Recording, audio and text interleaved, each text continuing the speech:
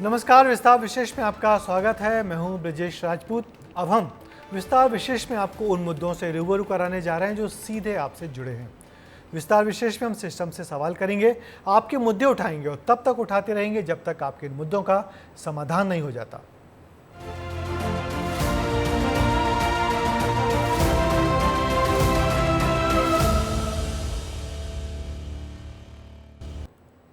लोकसभा चुनाव के पहले और दूसरे चरण में कम वोटिंग ने चुनाव आयोग को चिंता में डाला, तो अब चौथे चरण में भी ये चुनौती सामने खड़ी है। खासकर इंदौर में मतदान के दिन लोगों ने घूमने का प्लान बना लिया है। लॉन्ग वीकेंड क्या मिला, लोग वोट डालने की ड्यूटी छोड़कर छुट्टी मनाने की तैयारी में जुट गए हैं। 13 मई को इंदौर में मतदान, लोगों ने बनाया घूमने का प्लान। मतदान पर 4 दिन के हॉलीडे का साया, लोगों ने ड्यूटी से ज्यादा छुट्टी का मन बनाया। पहले और दूसरे चरण में कम वोटिंग से परेशान चुनाव आयोग की चिंताएं कम होने का नाम नहीं ले रही। इंदौर की बात करें तो यहां जो तस्वीर सामने आ रही है, उससे प्रशासन और राजनीतिक पार्टियों के माथे पर चिंता की लकीरें उभर रही हैं, क्योंकि यहां वोटिंग परसेंटेज बढ़ाना चुनौती बन गया है। इंदौर में तेज गर्मी का दौर जारी है। कांग्रेस प्रत्याशी न होने से उत्साह कम है। 4 दिन की छुट्टियों ने खेल बिगाड़ दिया। स्कूल की छुट्टियां होने से महिलाएं बाहर हैं। अब आप समझ गए होंगे कि वोटिंग परसेंटेज को लेकर चिंता क्यों बढ़ गई है। सबसे पहले लॉन्ग वीकेंड की बात कर लेते हैं। लगातार 4 दिन की छुट्टियां होने की वजह से शहर के कई प्रोफेशनल्स घूमने जाने का प्लान बना चुके हैं। वो कहते हैं कि प्लान पहले ही बन चुका था, उन्हें नहीं पता था कि 13 मई को वोटिंग होगी, लेकिन अब प्लान कैंसिल करना मुश्किल है। एक्चुअली क्या है कि हमने टिकट तो बहुत पहले ही करवा रखी थी, क्योंकि उस समय 3-4 दिन की सलन छुट्टियां फंस रही थी। अब इलेक्शन का डेट उसके बाद डिक्लेयर हुआ, लेकिन हमारा टिकट तो अब हमने करवा रखा है और वो कैंसिल करवाना हमारे लिए पॉसिबल नहीं है। यही नहीं, गर्मी की छुट्टियां होने की वजह से कई लोग पहले से ही विदेश घूमने जाने की योजना बना चुके थे। विदेश जाने के लिए पहले से टिकट बुक करवाने के साथ ही वीजा प्रोसेस भी करना होता है। कह सकते हैं कि जब इंदौर में वोटिंग होगी तो कई लोग विदेशों में घूम रहे होंगे। कई लोग ऐसे भी हैं जिन्होंने इलेक्शन डेट डिक्लेयर होने के बाद भी बुकिंग करवाई है।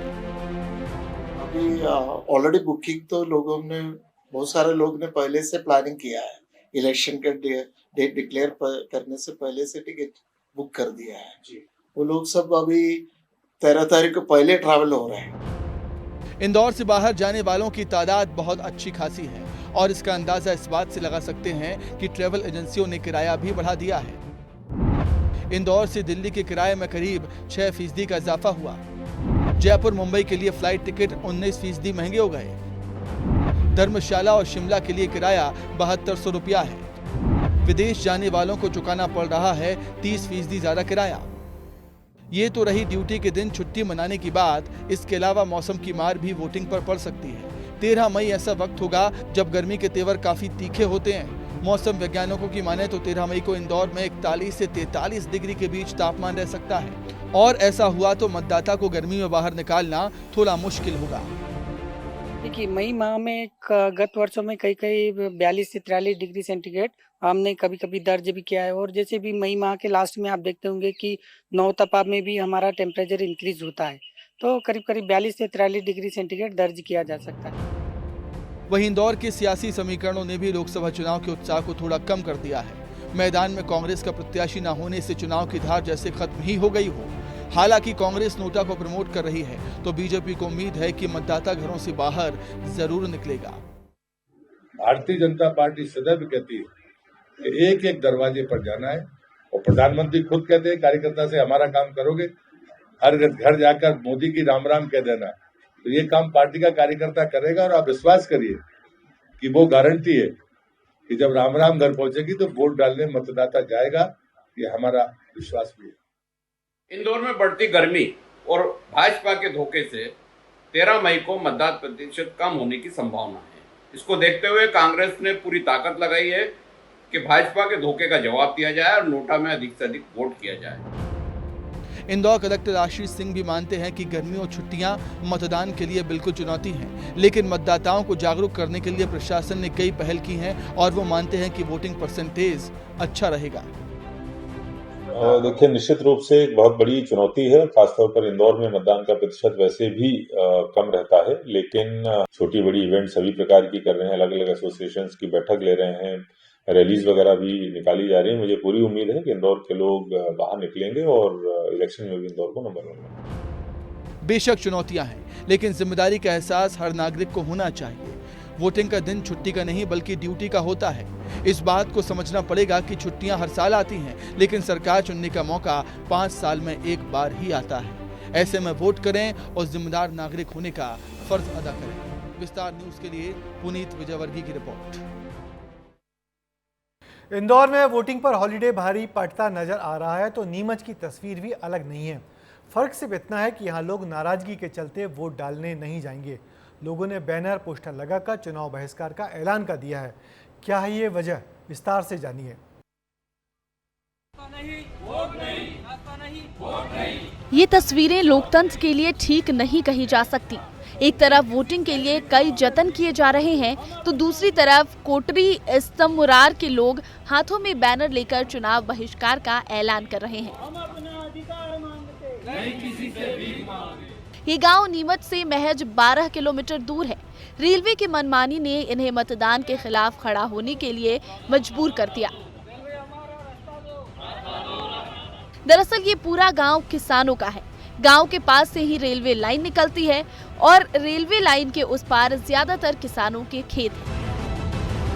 पहले रेलवे फाटक हुआ करता था, लेकिन 2015 में रेलवे ने अचानक उस फाटक को भी बंद कर दिया और अब किसानों को अपने खेत तक पहुंचने के लिए 12 किलोमीटर का चक्कर लगाना पड़ता है। शिकायतों, आवेदन, निवेदन के बाद जब कोई हल नहीं निकला तो ग्रामीण हाथों में बैनर लेकर खड़े हो गए क्योंकि परेशानियां बहुत हैं। किसान इतने दुखी हो जाते हैं कि यहाँ से इनको रास्ता नहीं मिलता तो ये भाटखेड़ा तरफ होके आते हैं, कम से कम 12 किलोमीटर दूर। तो भाटखेड़ा वाले वो बोलते हैं कि हमारा रास्ता नहीं जाने देंगे हम आप लोगों को। वहीं भी मगजमारी होती है कि नेता हमारे कोई सुनने वाला है ही नहीं है। किसान दर दर की ठोकरें खा रहा है। रतलाम तक जा गए, डीएम के पास, वहाँ मिल लिए, उनके हाथ जोड़ लिए, हम आपके पैर पकड़ लेते, हमारा रास्ता खोल दो आप। कोई रास्ता देने के लिए तैयार नहीं। हमारे यहाँ काश्तकारों का 70 जने हम यहाँ से किराया लगा कर रतलाम को गए और वो 3 बार गए, तो अभी तक हमारे किसी अफसर ने और किसी नेता ने और न किसी विधायक ने हमारी कोई नहीं सुनी। इसलिए हमको रास्ता देंगे तो हम वोट देंगे, नहीं तो वरना हम वोट नहीं देंगे। किसानों की मांग है कि रेलवे फाटक की जगह अंडर ब्रिज बनाया जाए क्योंकि इससे उनकी परेशानियों का अंत होगा।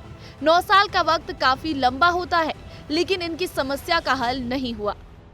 लोकतांत्रिक व्यवस्था में मतदान ही सबसे बड़ा हथियार है, लेकिन जब मतदाता या आमजन ही इस हथियार का प्रयोग मतदान नहीं कर करे तो वह बड़ा सवाल लोकतांत्रिक व्यवस्था पर खड़ा करता है।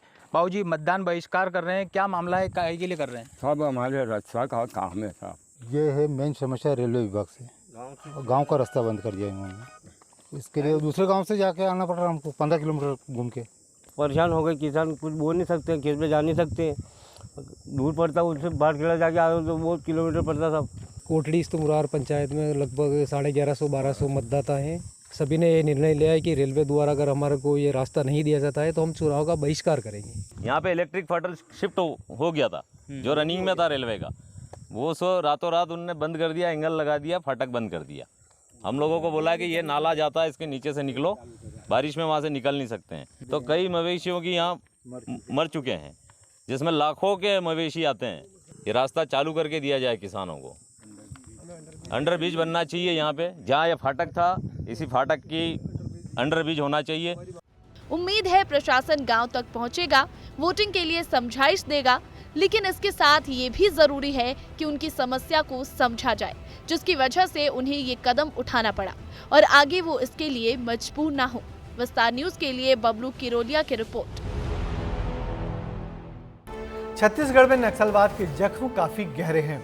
कुछ परिवार ऐसे भी हैं जो नक्सलियों की नापाक साजिशों का शिकार होकर तबाह हो जाते हैं, लेकिन उनका दर्द बाहर ही नहीं आ पाता। ऐसी ही कहानी उन मजदूरों के परिवार की भी है जो माओवादियों के बिछाए जाल में फंसकर काल के गाल में समा गए और पीछे छोड़ गए कभी ना भरने वाले गहरे गहरे जख्म। बस्तर के अलग अलग गांवों की अलग अलग खूबसूरती है। इस खूबसूरती में बारूद की गंध ने हिंसात्मक जहर घोल रखा है।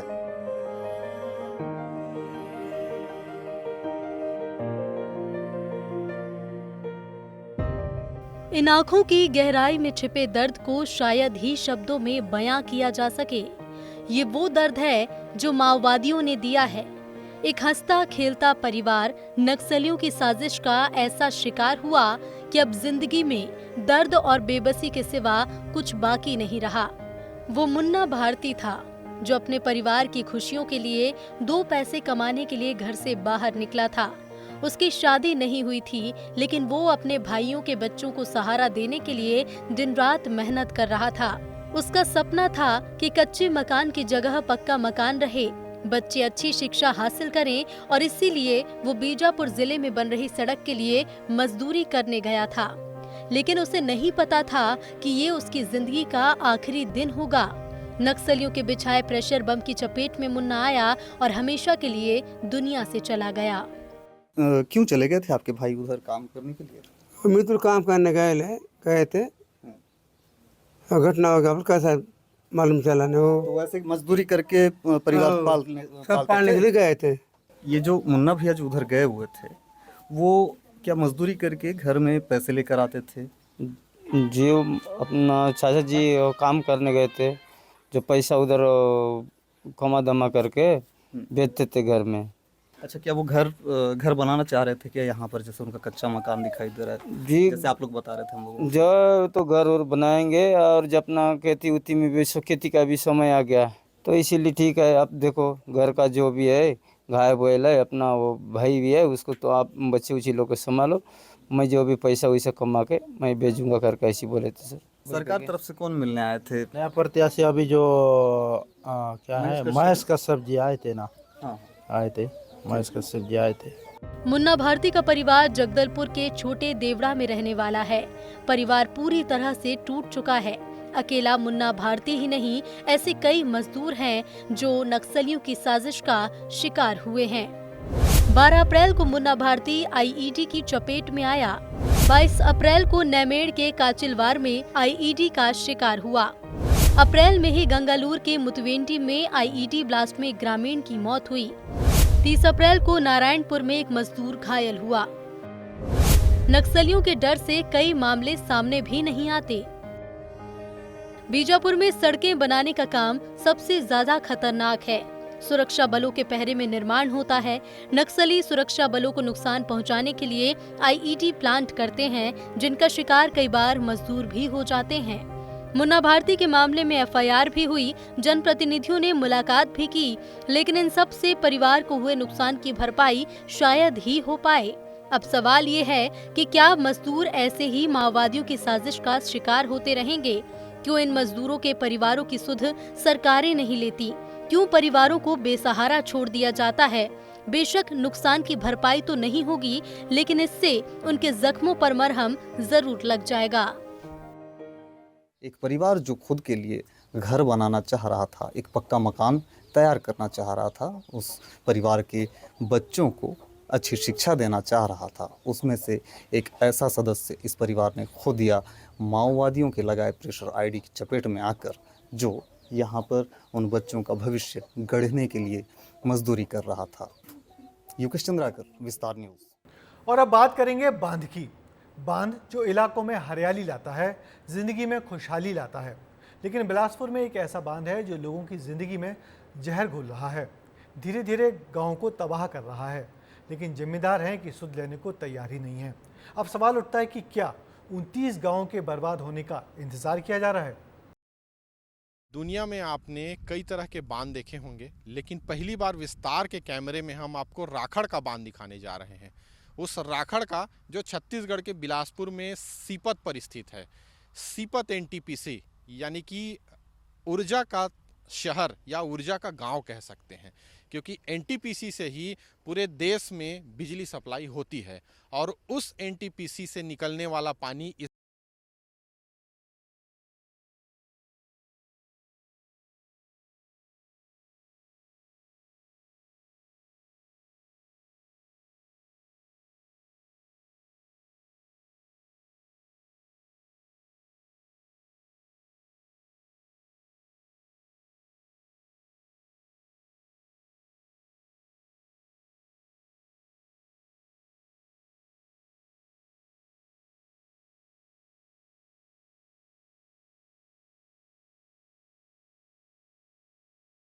इस गांव को लोग जो है कौड़िया के नाम से जानते हैं और मेरे कैमरे में आप देख सकते हैं चारों तरफ जो है कि ये बांध कितनी दूर तक राखड़ का, दिन भर राखड़ इसमें से उड़ता हुआ, ट्रकें लगी हुई, ट्रकों का आना जाना, और कुल मिलाकर अपन एक लाइन में ये कहें कि ये सैलाब है राखड़ का।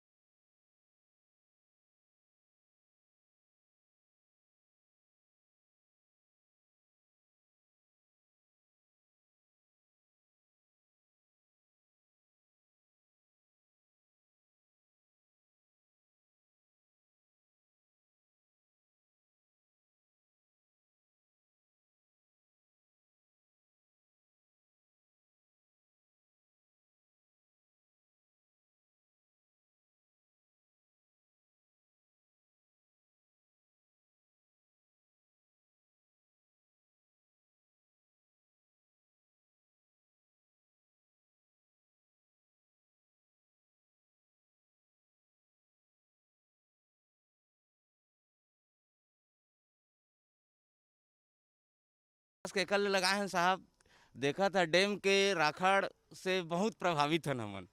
रास्ता में चला था एकदम राखड़ उड़ा थे साहब, ओकर से बहुत माने नुकसान हो जाते, खांसी वासी आते, तो मूल बांध के चलते साहब।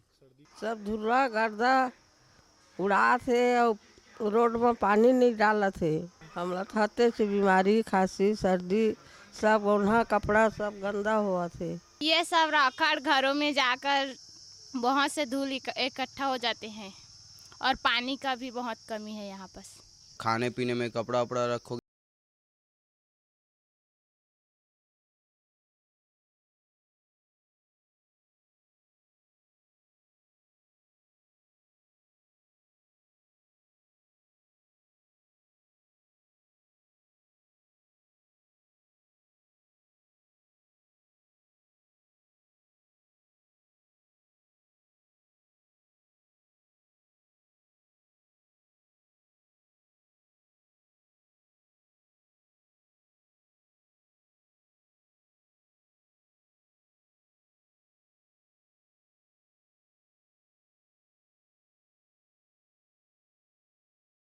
फुटका घर में पूरा धूरा फुटका थे, सब आते।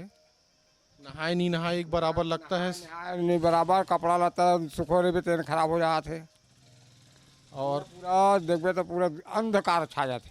उनका नहाना बिन नहाना एक जैसा हो जाता है। तो कुल मिलाकर के ये समस्या है ये उस बर्बाद गांव की, जिसे एनटीपीसी के राखड़ डैम ने खराब कर दिया है। विस्तार न्यूज की टीम ने जिम्मेदारों से भी बात करने की कोशिश की, लेकिन उनके जवाब में इस समस्या का समाधान नजर नहीं आया।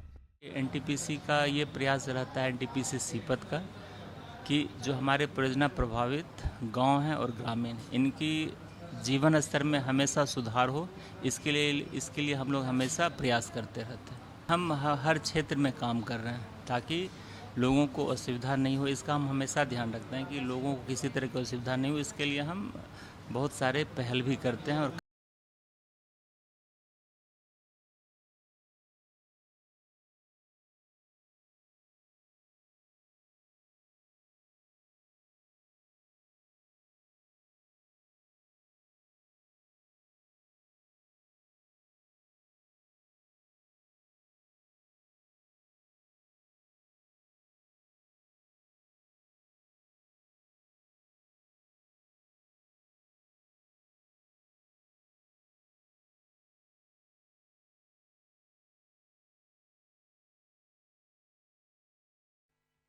तो हमने आपको आपसे जुड़ी खबरें दिखाई, आपके मुद्दे उठाए।